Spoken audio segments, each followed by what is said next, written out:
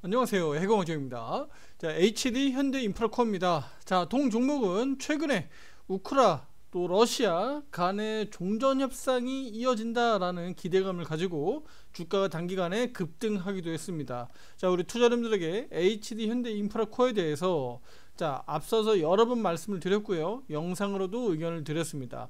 자, 최근에 우리가 대응했었던 부분도 제가 짤막하게 말씀을 드릴 거고요. 또 핵심적인 내용을 전망하면서 우리 주가는 어떻게 대응하는 게 좋은지도 영상에 포함해서 말씀드리도록 하겠습니다. 영상 끝까지 시청해 주시길 바라겠고요. 구독, 좋아요, 알림 설정 잊지 마시고요. 지금 바로 시작해 보도록 하겠습니다. 자, 일단 먼저 트럼프 행정부에서 우크라이나 전쟁과 관련된 부분에서 종전으로 본인이 만들어내겠다라고 선언한 바가 있기 때문에 지금 서둘러서 급하게 하죠. 왜냐면 앞서서 자기가 바로 취임하자마자 전쟁을 끝내겠다라고 했기 때문에 그 부분이 실제로는 지금 끝내지 못했고 이제 협상 과정이 있잖아요. 그러면 이 부분이 실제로 어떻게 주가에 영향을 미칠지도 우리가 주목해서 보셔야 되는데, 그럼 우리가 하나하나 좀 짚어봐야 되는데, 휴전 협상과 관련된 그 여러가지 단계별로 있을 겁니다. 자, 3단계로 나눠서 이 부분을 좀 말씀을 지금부터 드리도록 하겠습니다. 자, 주가에 대한 기술적 분석은 제가 잠시 후에 말씀드릴 테니까요. 조금만 이렇게 내용을 먼저 핵심적으로 정리하고 가겠습니다. 자, 일단은 2월 20날 바로 현지 날짜, 지금 오늘이 되겠죠. 키스 켈로그 특사가 우크라이나로 파견해서 종전 협상을 본격화하고 있다라고 볼 수가 있습니다.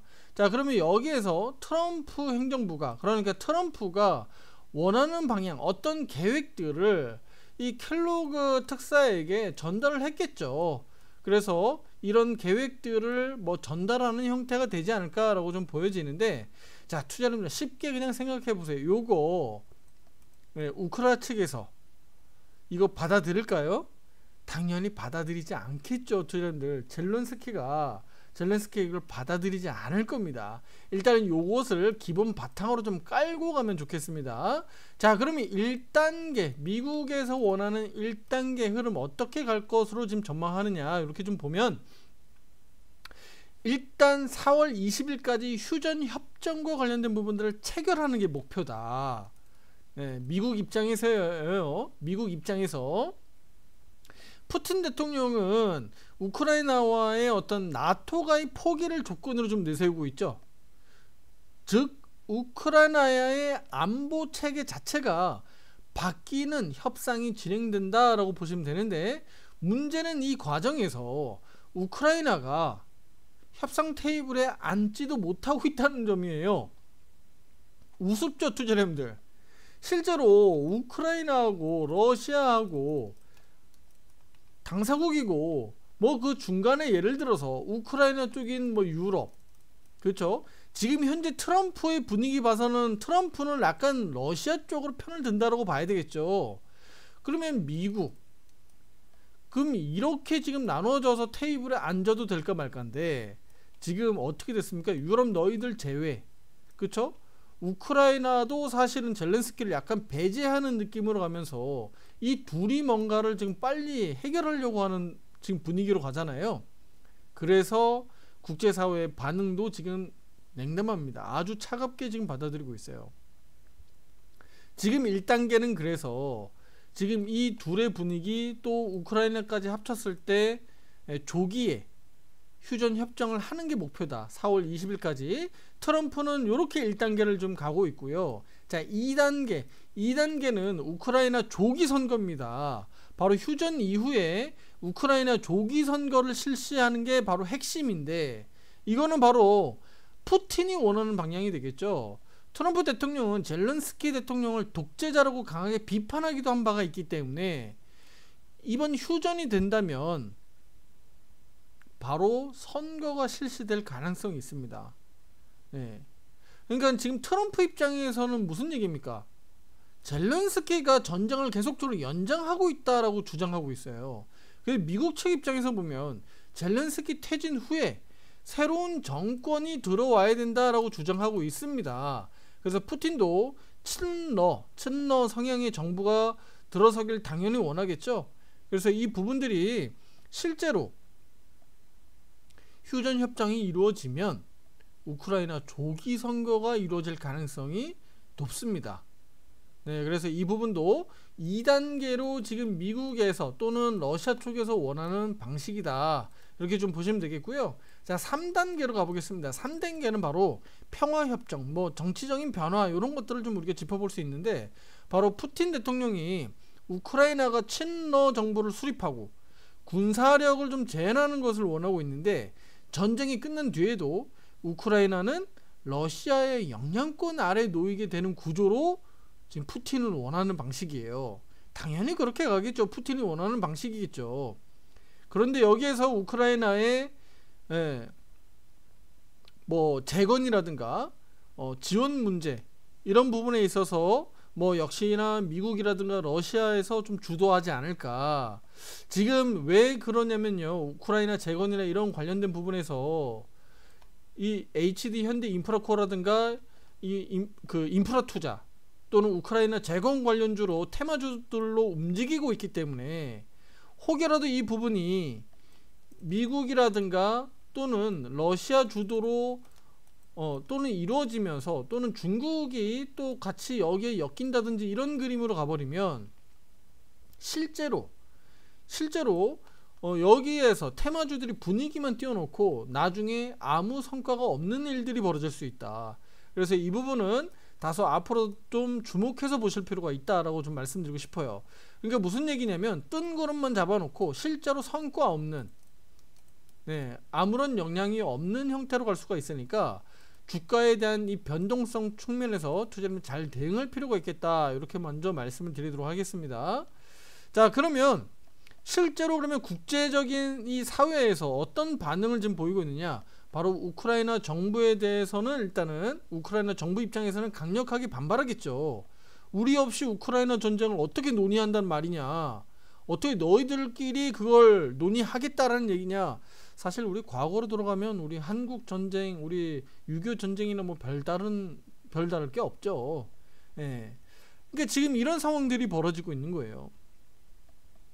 또 하물며 젤렌스키의 그 지지율이 또 문제가 되는데, 앞서서 전쟁 당시에는 90%까지 육박했었던 지지율이 지금 현재 50% 이하로 막 급락하고 있고, 정치적인 압박이 커지고 있기 때문에 역시나 선거, 그러니까 우크라이나 선거가 다시 한번 열릴 수 있다는 점을 우리가 이런 부분에 있어서 좀 알 수 있다.